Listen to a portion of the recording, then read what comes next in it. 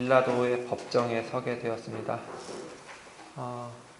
그 당시 로마가 다른 나라를 침략하고 다른 나라를 복속하는 과정은 생각보다 간단했습니다. 로마의 군대는 아주 강력했기 때문에 로마 군대가 진입하여 실제 전투가 벌어지면 그 나라는 말 그대로 초토화된다는 것을 이미 소문을 들어 다 알고 있던 그 다른 나라 왕들이 미리 화친을 청했기 때문입니다. 말이 화친이지 굴복하는 것이죠. 그러니까 로마 입장에서는 그 나라의 보호민이 되어주고 그 나라는 피보호민이 되는 것입니다. 그렇게 되면은 로마가 그 나라를 전부 다 지배하는 것이 아니라 그 나라의 자치를 허락해주고 총독을 파견합니다. 가장 최소한의 치안을 유지할 수 있는 수준의 군사만 보내서 치안만 유지하는 정도입니다. 그렇게 해야 비용을 최소화할 수 있기 때문입니다. 그러니까 로마로서는 가장 효율적으로 다른 나라를 지배하는 방식을 택한 것이죠. 유대도 지금 마찬가지입니다. 유대 왕인 헤롯이 이 로마의 권세자들을 찾아가서 피보호민이 되게 해달라고 돈을 주고 왕위를 받았습니다. 그래서 자치를 허락받았고 로마는 총독을 파견하여 최소의 병력과 함께 총독을 파견하여 치안을 유지하는 정도만 했습니다.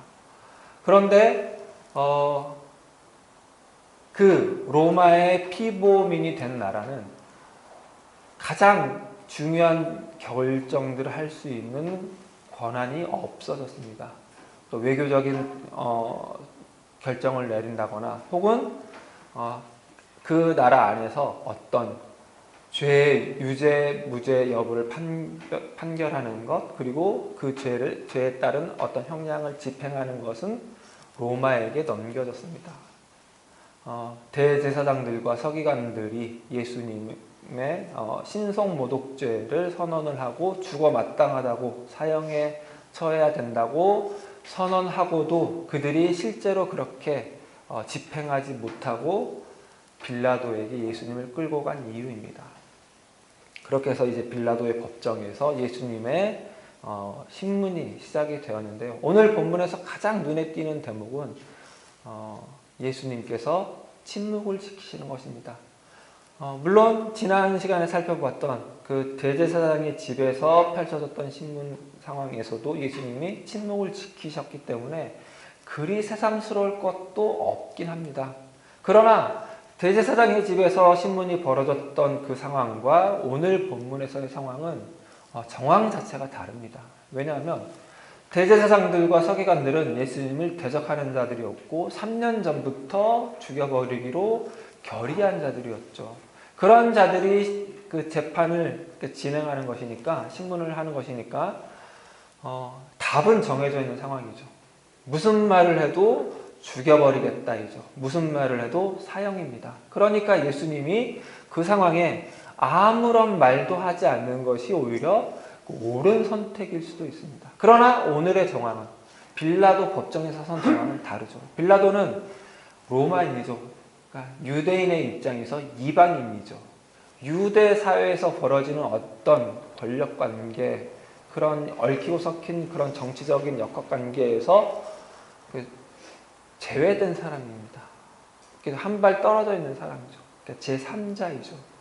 그러니까 예수님의 입장에서 봤을 때는 공평한 재판을 기대할 수 있을 만한 자리입니다.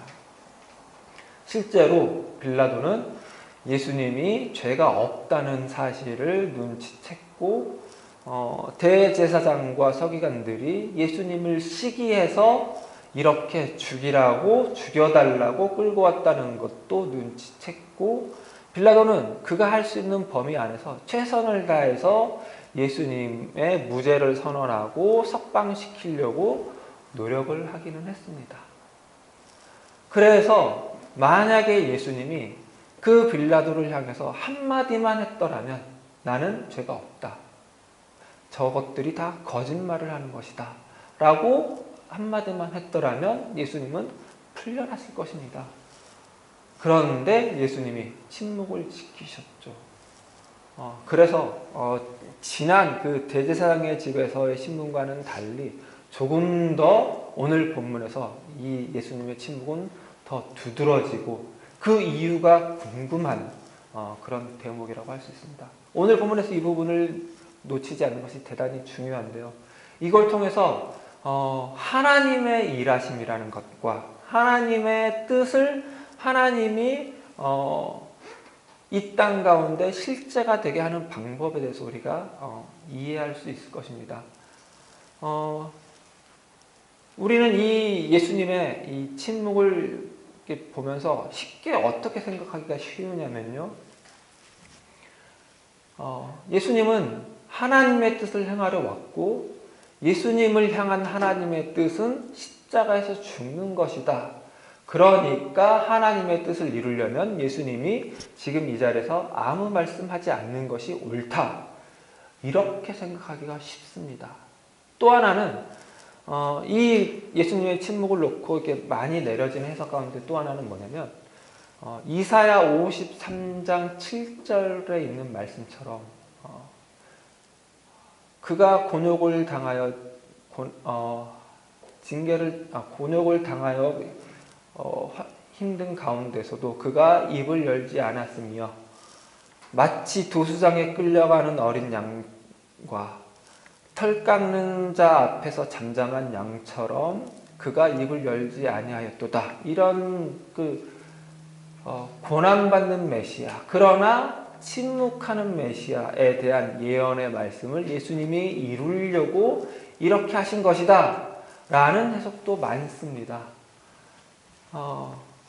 그러니까 두 해석 다 어떤 거냐면 하나님의 뜻이 이걸 행하는 거니까 어쩔 수 없이 이런 선택을 하고 성경에 이렇게 예언이 되어 있었으니까 그거에 맞는 말 한마디 해주고 그거에 맞는 행동 하나 해줘서 그 성경의 예언이 성취되었다. 이런 식으로 예수님의 행동했다고 생각하는 것은 아주 대단한 오해입니다. 예수님의 뭐라 그럴까요? 예수님의 그 고급한 인품, 인격 그것을 무시하는 행동입니다. 무시하는 해석입니다. 하나님의 뜻은, 그러니까 예수님을 향한 하나님의 뜻이 십자가에서 죽는 것이다 라고 정해놓고 예수님을 보낸 게 아니라는 것입니다. 우리 쉽게 이런 말 하죠. 하나님이 그의 아들을 죽으라고 이 세상에 보냈다. 예수님이 이 땅에 죽으러 오셨다. 이런 말을 하죠. 틀린 말은 아닙니다. 그러나 맞는 말도 아닌데요. 왜냐하면 그 말은 결과론적인 말이기 때문입니다. 예수님이 이 땅에 오셔서 결국 십자가에서 죽으셨고 그 십자가에서 죽은 죽음으로 인류를 구원하셨기 때문에 그건 너무나도 필연적으로 느껴지죠. 그러나 그것은 그 모든 사실을, 그러니까 역사적 사실이 일어난 것을 확인한 사람들이, 그 후대 사람들이 봤을 때, 그 결과를 놓고 봤을 때 할 수 있는 말이라는 뜻입니다. 지금 이 순간, 지금 이 빌라도의 법정에 서 있는 이 순간의 예수님은 모든 선택을 할 수 있고 어떤 일이든 할 수 있습니다. 모든 것이 다 하나님의 뜻입니다. 예수님은 당신이 하셔야 할 일, 하나님의 보냄받은 자로서, 하나님의 아들로서, 하나님을 계시하는 자로서, 하나님을 이 땅에 보여주는 자로서 최선을 다해서 어떤 일을 하셨고 최선을 다해서 어떤 말씀을 하셨습니다. 그리고 그에 대해서 세상은, 죄와 사망이 왕노릇하는 세상은 세상대로 세상이 할 수 있는 일을 했습니다. 그리고 그래서 그 결과가 십자가의 죽음이었습니다. 그런데 하나님은 우리가 이미 여러 차례 살펴봐왔던 바와 같이 건축자가 아무짝에 쓸모없다고 버린 그 돌로도 모퉁이의 머릿돌이 되게 하실 수 있는 하나님이어서 세상이 아무짝에 쓸모없다고 이런 신 필요 없다고, 이건 그리스도가 아니라고 죽여버린 그 예수의 죽음을 인류를 구원하는 방법으로 쓰신 것이죠. 그래서 예수님이 하나님의 뜻을 그렇게 행한 것인지, 하나님의 뜻이 예수님을 향하여 운명론적으로, 결정론적으로, 결과론적으로 그렇게 정해놓고 예수님께 하라고 해서 한 게 아니라고요. 그러니까 오늘 본문에서 예수님이 침묵을 지킨 것도 할 말 많아 죽겠는데 침묵해야 되니까, 죽어야 되니까 침묵한 것도 아니고, 이렇게 침묵하는 것이 성경에 예언이 되어 있어서 그거 이루려고 그런 것도 아니라는 뜻입니다. 그러면 왜 예수님이 침묵을 지키셨을까요? 무엇 때문에 그랬을까요? 예수님이 침묵을 지킨 이유를 살펴보려면은 역설적으로 예수님이 침묵하지 않았던 한 장면을 더 깊숙이 볼 필요가 있습니다. 2절입니다. 2절 같이 읽겠습니다. 같이 읽습니다. 빌라도가 묻되 내가 유대인의 왕이냐? 예수께서 대답하여 이르시되 내 말이 옳도다. 예수님이 이 마가복음이 소개하는 빌라도 법정에서 신문하는 가운데 유일하게 예수님이 발언하신 장면입니다. 그런데 빌라도가 예수님에게 이 물어본 내가 유대인의 왕이냐라는 말을 조금 더 거칠게 헬라어 원문에 가깝게 번역을 하면 이렇게 됩니다. 네가 유대인의 왕이냐? 입니다. 그러니까 빌라도가 말을 더듬어서 그런 건 아니에요. 그러니까 네가 유대인의 왕이냐? 입니다. 헬라어나 히브리어나 라틴어나 이런 오래된 고대 언어들은 동사에 주어가 섞여 있습니다. 그러니까 한 단어 안에 주어와 동사가 같이 들어가 있습니다. 그래서 동사가 그 주어의 인칭에 따라서 그 동사의 끝 어미가 변합니다. 그래서 동사 하나만 놓고도 그게 1인칭인지 2인칭인지 3인칭인지 단수인지 복수인지 알 수 있습니다. 그래서 동사 하나만 말하면 뭐 내가 했다 혹은 네가 했다, 나는 뭐다 네가 뭐다, 이런 게 다 들어갑니다. 그래서 주격 인칭 대명사를 굳이 더할 필요가 없습니다. 그런데 지금 빌라도는 주격 2인칭 주격 인칭 대명사 네가를 한 번 더 집어넣습니다. 일부러. 네가 유대인의 왕이냐? 입니다. 그러면 이 말에는 어떤 문맥이 섞여 들어간 걸까요? 대제사장들과 서기관들이 예수님을 빌라도에게 끌고 가서 유대인의 왕입니다. 이 자가 반란을 꾀합니다. 죽여버리십시오. 그러면서 끌고 갔겠죠. 그리고 빌라도가 예수님을 봤습니다. 그리고 나서 이렇게 말하는 것이죠. 네가 유대인의 왕이냐? 왜 그랬을까요? 유대인의 왕처럼 보이지 않았기 때문일 것입니다. 그러니까 이런 거죠. 네가 진짜 유대인의 왕이야? 라는 놀라움 혹은 경멸 혹은 조롱, 비웃음이었을 것입니다. 어떤 면에서 그랬을까요? 예수님이 겟세마네 동산에서 급작스럽게 붙잡히셨죠. 그리고 밤새 신문을 당했습니다.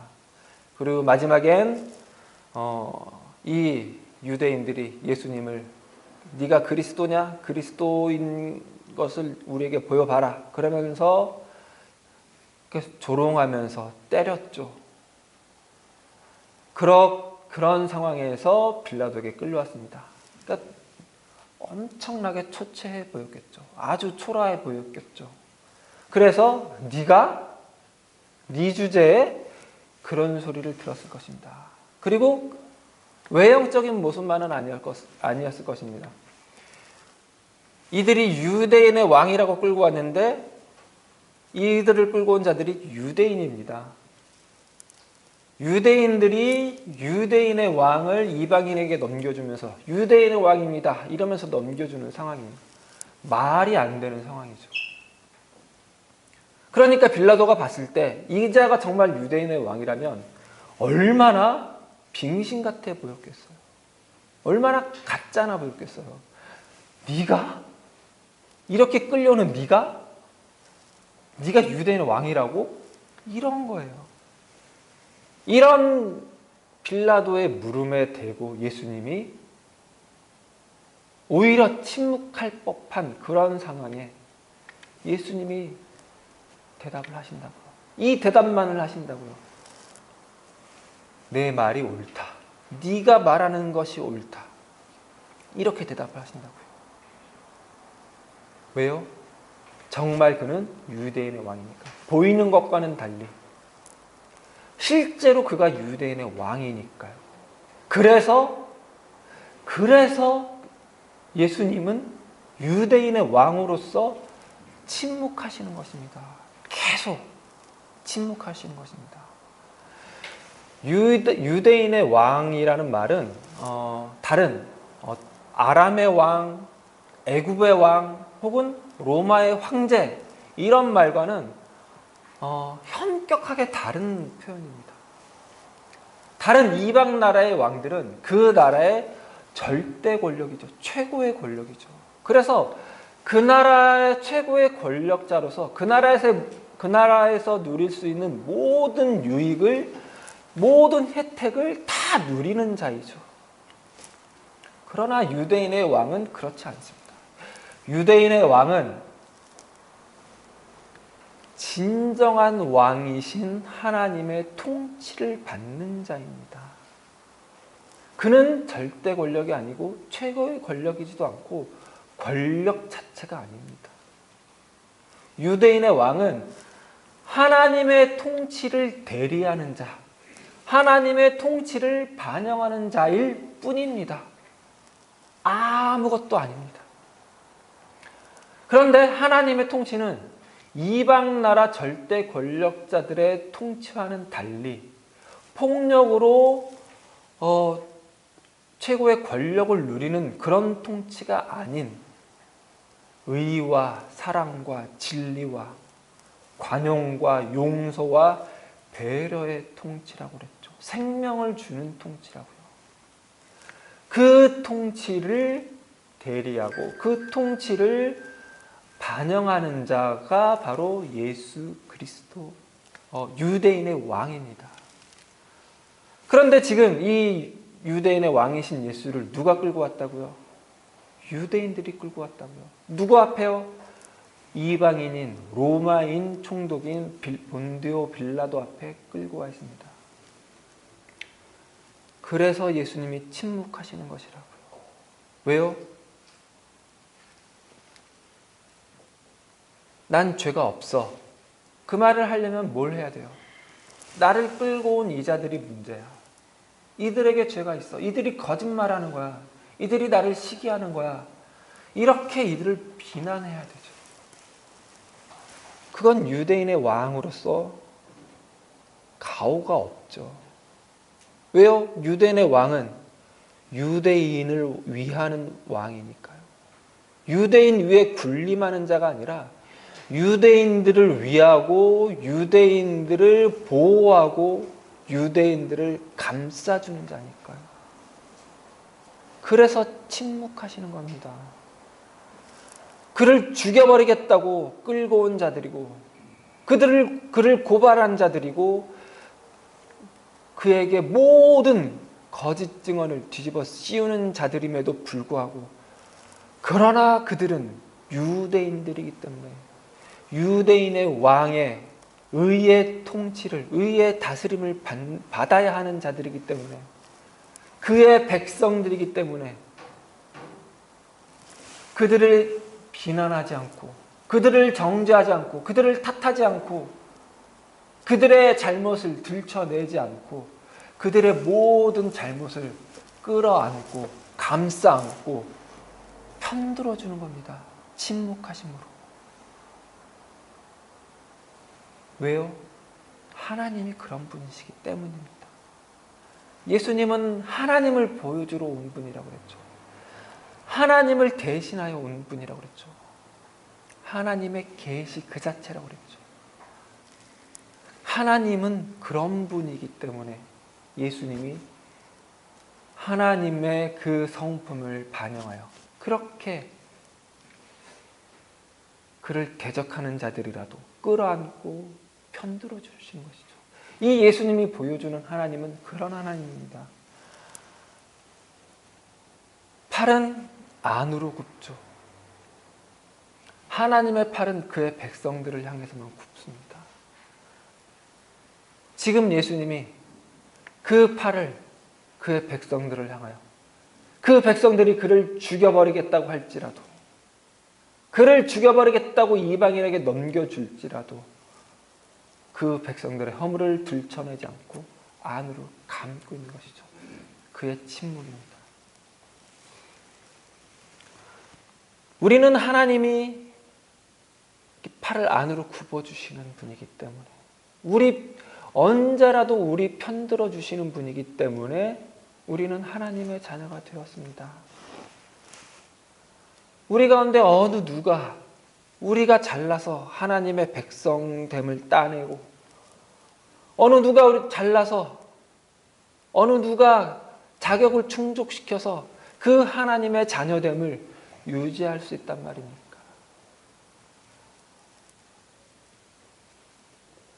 자격으로 어떤 행위로 그걸 따내고 그걸 유지한다고 치면은 우리 모두 다 절에나 가야죠. 누가 교회에 계속 나올 수 있겠어요? 누가 하나님의 자녀라고 하나님의 백성이라고 할 수 있겠어요? 하나님은 늘 우리 편에 서주시는 분입니다. 아멘이세요? 아멘. 그러기 힘들죠. 우리 삶은, 우리 현실은 하나님이 편 안 드는 것 같아 보이니까. 그러나 늘 말씀드리지만 조금만 세월이 지나보면 그리고 돌아보면 하나님이 내 편 들어주셨구나 하는 상황인 것을 아실 거예요. 그러니까 항상 우리가 살아가는 매 순간순간이 하나님이 나를 편들어 주시는 시간이구나. 하나님이 그의 팔을 안으로 굽어서 내 자녀가 맞다고, 내 백성이 맞다고, 그래서 내 자녀를 돌보시고 보호하시고 지켜주시는 시간이구나 하는 그 순간들을 우리가 매 순간 살아가고 있다고 믿으시기 바랍니다. 세상은 우리를 계속해서 정죄하죠. 이만한 잘못이든 그걸 계속 우리 양심에 대고 찔러대죠. 네가 하나님의 자녀 맞냐? 하나님의 백성 맞냐? 네가 교인 맞냐? 이거 개독교 아니냐? 그렇게 계속 찔러대죠. 그러나 하나님은 그 세상에 대고 우리를 같이 고발하지 않는다고요. 내 백성 맞다고 계속해서 말씀하시고 때로는 침묵하신다. 그 하나님을 우리 하나님이라고 믿으신다면 예수님이 그러셨던 것처럼 우리도 그 하나님의 성품을 우리 삶 가운데서 조금씩 반영해 나가야죠. 그게 우리를 향한 하나님의 뜻이니까요. 편들어 주세요. 밖에 나가서 내 가족 이렇고 저렇고 막 이렇게 안 좋은 말 하지 마시고 좋은 말 할 거 없으면 예수님처럼 침묵이라도 하시고 편들어 주세요. 우리 교인들 편들어 주세요. 그리고 우리 교회 편들어 주세요. 코로나 때가 돼서 교회들이 잘못을 많이 했죠. 그런데 그때 우리 조심할 거 하나 있어요. 우리 교회는 안 그럽니다. 그런 말 할 필요 없어요. 우리 목사님은 철저하세요. 물론 철저하죠. 하지만 그런 말 할 필요 없어요.